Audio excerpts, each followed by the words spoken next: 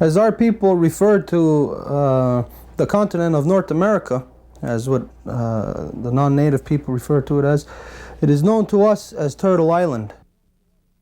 People who are aware that there are 13 squares that are on the turtle's back, and within creation there is 13 cycles within the year. There are 13 moons instead of like 12 months. Within the Mohawk Nation there are 9 chiefs.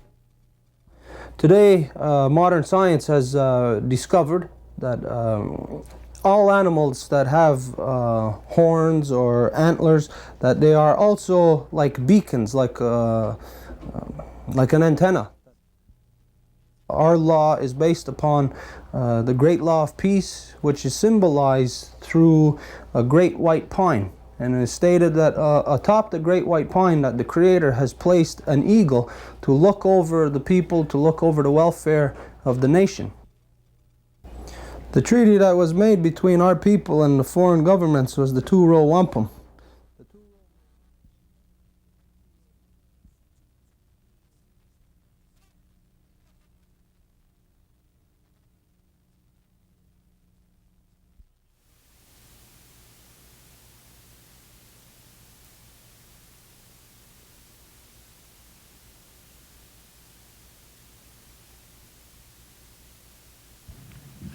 Good afternoon. Stuart Myiow from the Eagle's Cry, from the Mohawk Nation at Kahnawake. With the present concerns over Chechnya and things that have been termed as genocide, how is it that it can be allowed to continue here at home with the genocidal process of self-government that's being inflicted upon Native people? Also, since this summit is designed towards the economic structures of the world, that it is that same process, the self-government process, that is destroying the economies on every reserve across this country. How can this continue?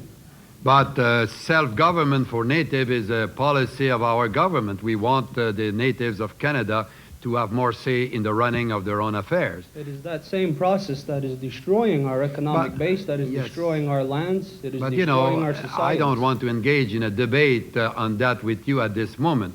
I always thought that it was the view of the majority of the natives in Canada for our government to give them more say in the running of their own social, economic, and political affairs. Yes, if you say that it is destroying if you prefer to remain in the status quo ante, fine.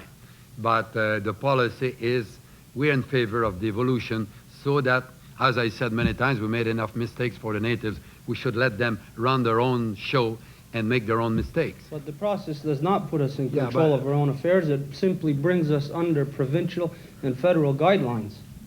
But we have to live within the rules and the Constitution of Canada. And some natives think that they don't belong to Canada, but the reality is they are part of Canada. But the Constitution... Okay, next. No, thank you. Next. When you spoke to the Prime Minister Jean Chrétien at the G7 conference in Halifax, you spoke to him for a few minutes about traditional people in Kahnawake and reactions to the federal government policies. But if you could have spoken to him for a couple more minutes, what would you have spoken about?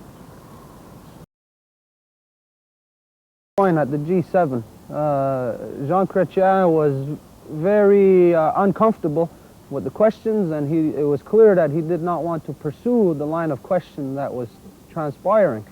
But it would be beneficial, not only to Native people, but to non-Native people, if that line of questioning could take place in a public forum, because then the true information of the relations between non-Native and Native society would be on the table for all to see. Because today non-Native society is unaware of the laws and unaware of the rights that Native society has.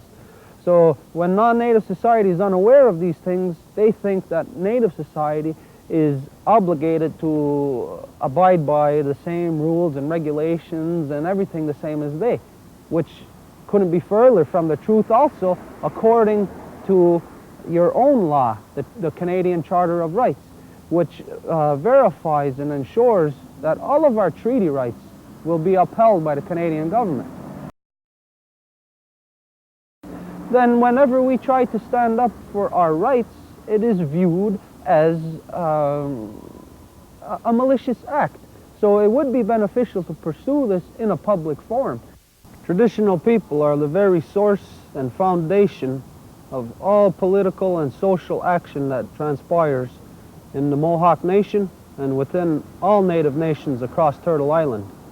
Whether it be for things to enhance the traditional values or things that tear apart the traditional values. Things that transpire within each nation are somehow centered around the traditional people that are the very source of the power, the political power, the social power that has been in existence within our people since the beginning of time. However, today, traditional people are misunderstood. There is a misconcept that has been placed into people's minds by recent years, the different things that have transpired, where certain people or groups of people have passed themselves off as being traditional, such as certain actions that have taken place during the summer of '90, different incidences that take place across the country where different people rise to arms and refer to themselves as traditional people. To make it easier understood, a better comparison for the non-native community to understand would be perhaps that the traditional people would be comparable to perhaps the religious people in non-native society, except the only difference being that with our people, the traditional people, are very political. In the non-native society, it's understood that the religious people do not have their beliefs, that they do not take physical form in the political arena. But with our people, the traditional people, they are very political. All our decisions, all our social institutions are based upon the foundation of our traditional beliefs, our spiritual beliefs. Therefore, today, when you have a misconception of traditional, automatically, when the non-native community hears of traditional people, they think right away of renegades or armed confrontation or something along those lines, but which could not be further from the truth. It is a fabricated notion that has been placed there through the governments who have worked through the elected band council systems on the reserves. On the reserves, be they on the American side or the Canadian side, it is those band council systems that have implemented and continue to implement the policies of the federal governments. Now, the policies of the federal governments, of course, as anyone can imagine, clash with the beliefs and the understandings of our relations with the traditional people. So when that happens, it goes without mention that the federal governments would not want the true notion of traditional people, the true ideal of traditional people, to be heard by non-native society. So they have created different factions within every reserve, within every nation, every native nation, to cause this alleged factionalism. And when that has taken place, when that transpires, then the beliefs, the purposes, the motives of our people become trivialized, and no one person, be they native or non-native, can focus on what the true purpose of any given movement, be it political or social, can focus on what the true purpose is there. So, over a period of time, the traditionalism within the native nations has become plainly a dirty word. It has become something that is looked down upon. Could you tell us about Mohawk traditions and perhaps some of the traditions that even might be respected by your group of people amongst people in Kahnawake that other people there might not know or other people across the country might not know? Well, the traditions within the Mohawk Nation are vast. It covers a broad spectrum from the political to the spiritual. And in between those two, the two ends of the spectrum, fits in the present day social fabric of our society. And the traditions within all those three elements are based upon the fundamental tradition of getting the consensus of the people on whatever given subject may be at hand, whether it be in a spiritual fashion or just of a social nature or of a political nature. The tradition that has been passed on since the beginning of time with our people is the consensus on any given subject.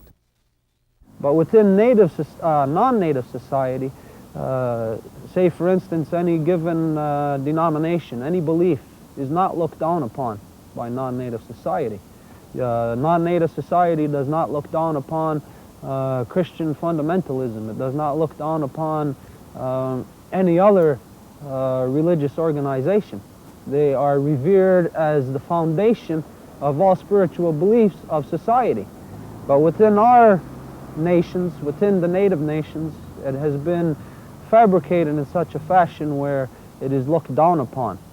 It would be the equivalent of the native people referring to non-native society about their religions, that their religions are renegades, that they are militias, that they are militant societies, that they are militant organizations, which couldn't be further from the truth.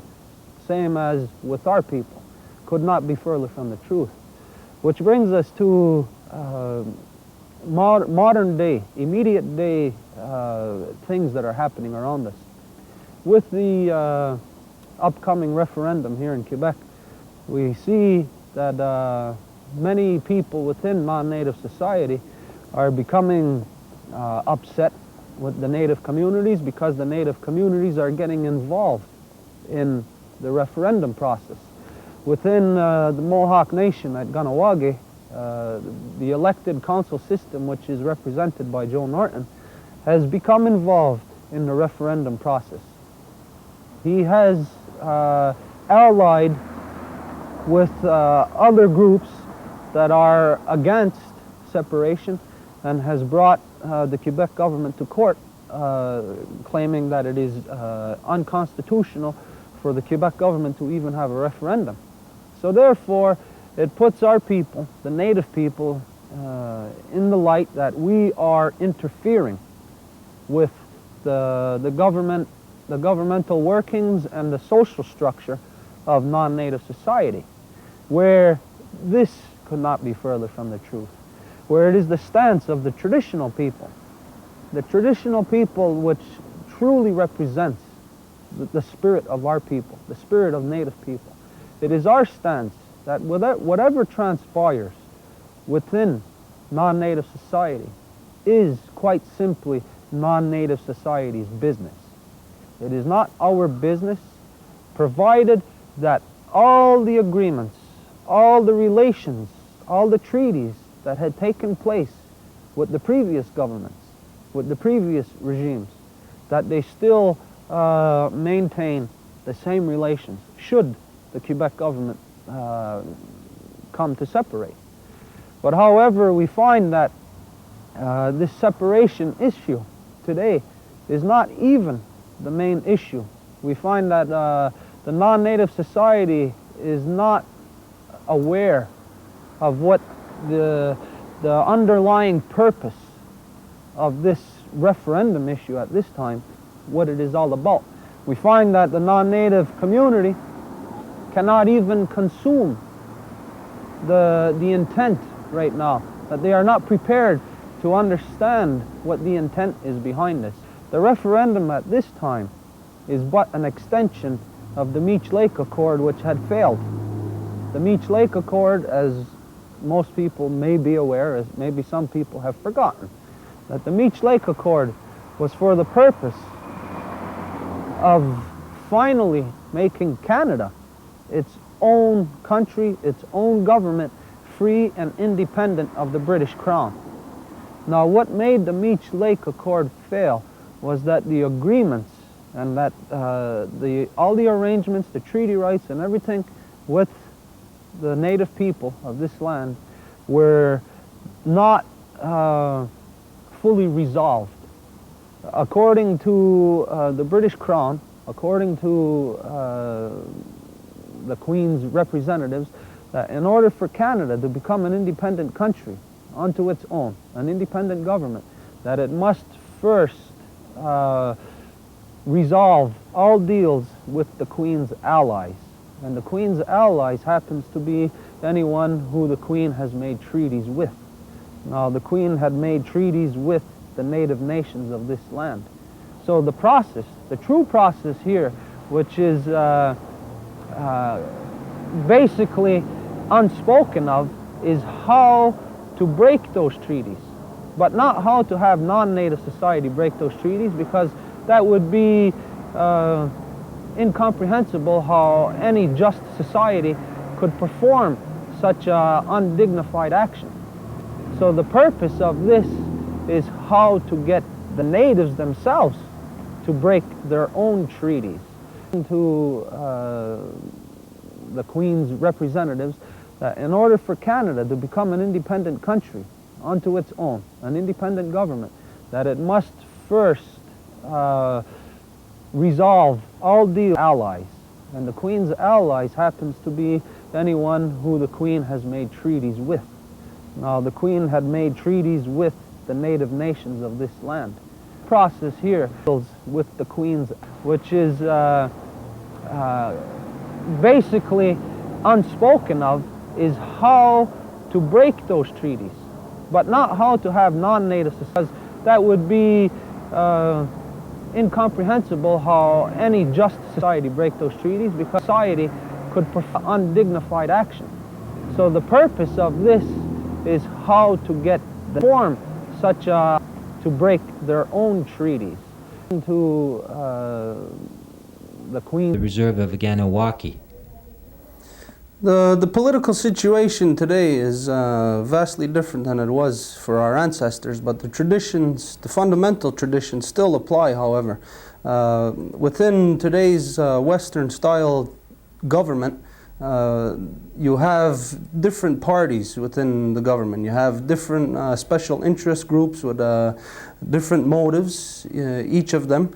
But with our style of government, our style of government is based upon a one-party type of system, where there is only one people with one mind, with one purpose or one goal.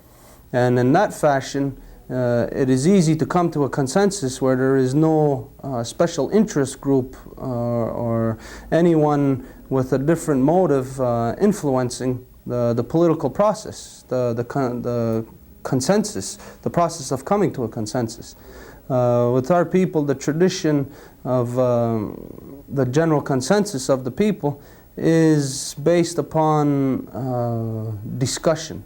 It may be a lengthy process for any given subject, but it is based upon truth and honesty, whereas compared to a Western type style government, you have a very low level of honesty and truth involved when you have many different parties and many different interest groups self-serving to their own interests.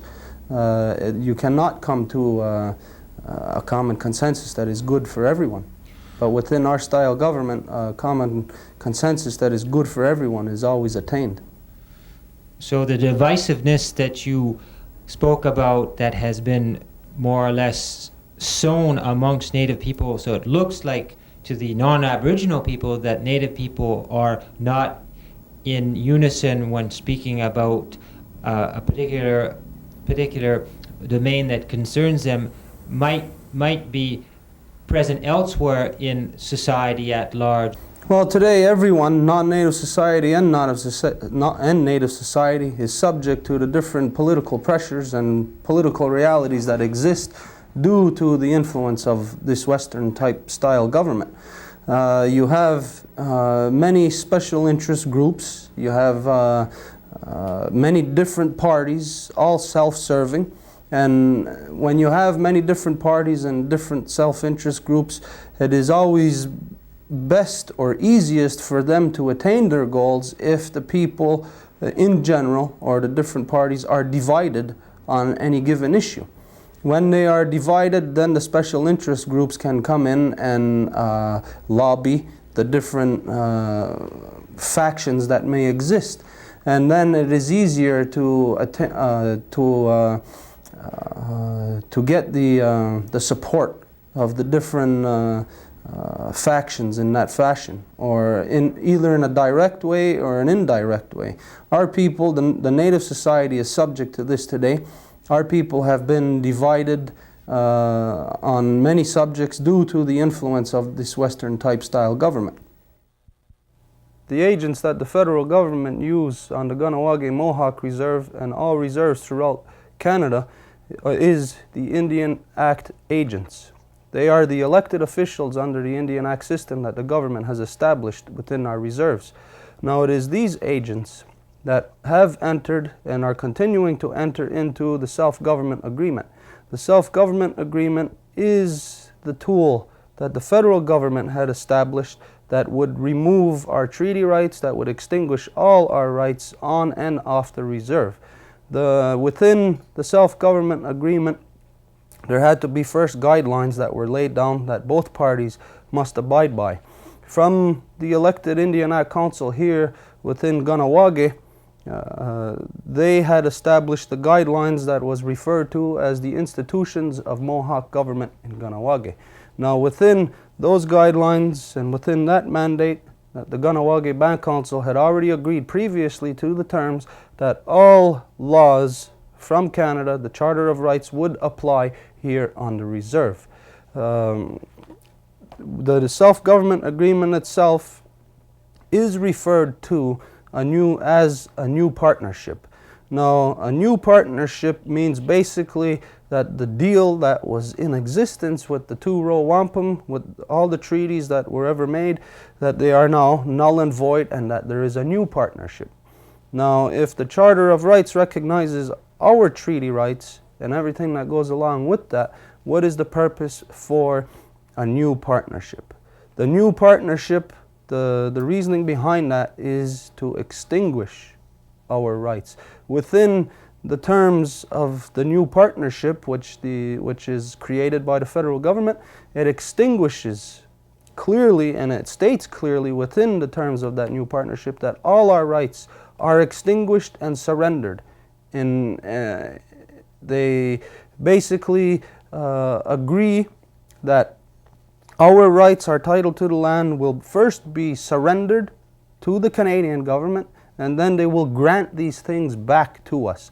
And how they will grant them back to us is in the same policies that exist in municipalities.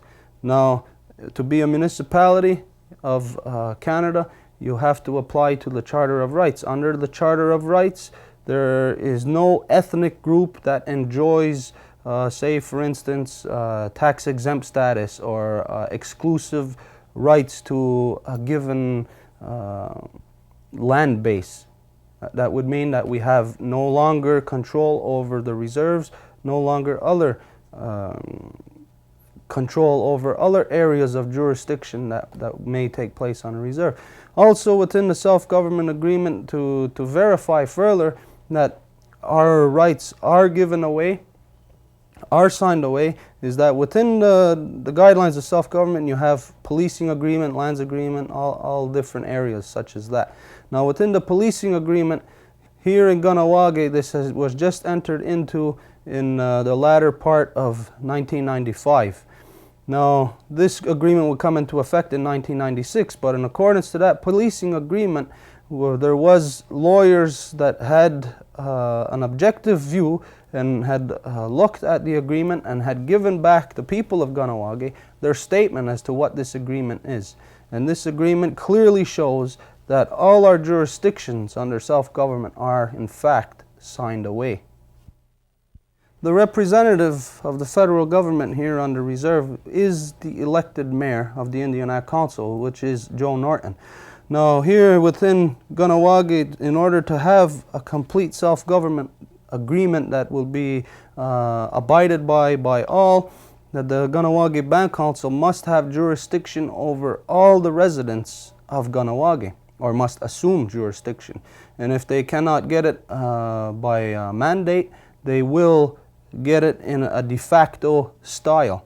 And according to what had transpired during the summer of '90, when there was armed standoff concerning the Mohawk territories, what had transpired, little to everyone's knowledge on or off the reserve, that the Kahnawake Warrior Society, that referred to themselves as the traditional longhouse people, that they had signed themselves under Joe Norton, under the Indian Council. So these people, in signing under, agreed to abide by the terms of self-government, agreed to abide by the terms of having provincial jurisdiction and federal jurisdiction on the reserve. So basically the summer of '90 was a charade that was put up just to trick the native population into falling under self-government, and to trick the non-native population into believing that there was some type of traditional movement that was standing up for their rights, to get everyone who would be a native supporter to support, in fact, something that was that stood for everything that was destroying our people. Now, Joe Norton, the Indian mayor of Kahnawake, continued to make statements, legal statements in court, that he had jurisdiction over all traditional people in Kahnawake.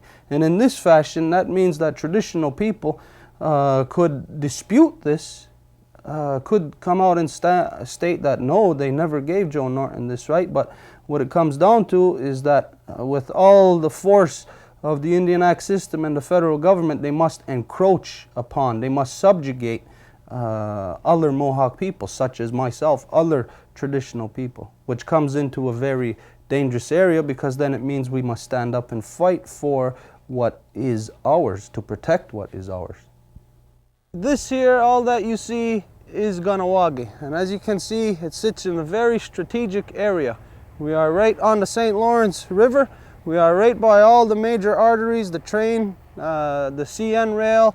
We have the highways running right through the reserve. But as things are happening through the self-government agreement, that this new battlefield that exists here is now the battlefield that is being fought, not between Mohawk and non-native. It is now being fought between Mohawk and Mohawk. The federal government has managed to manipulate the elected Indian Council into fighting against the traditional longhouse people whose land base this is, who this land belongs to. So now the foreign governments have been successful in having us fight amongst ourselves, in destroying ourselves, and who will reap the benefits of this land will be the non-native society, the foreign governments. This place here, this is a sacred place. Here upon this frozen lake of pure, crystal clear spring water, the blood of our Mother Earth is where our people come to purify themselves, to cleanse their minds, and to gain the knowledge of creation, so that things could be more apparent to us. Why is it that on the highest level, the Prime Minister of Canada, and down to every level, right down to the smallest, the municipal level in Canada, are the government structures that are chewing away at our rights, that are diminishing these? Why is that being done, the destruction of our rights, if they are embedded in the Canadian Constitution? With this being done, we see that it is the policy of the Canadian government to not only make a new deal, as they put it, with the native people of this land, but basically to extinguish our identity, extinguish our right, our titleship to the land. And the government, knowing of what transpired during the summer of '90, when just one tiny simple little corporation wanted to venture onto Mohawk land to build a golf course, knowing what the Mohawk people will do, the extent they would go to defend our lands, to defend our rights.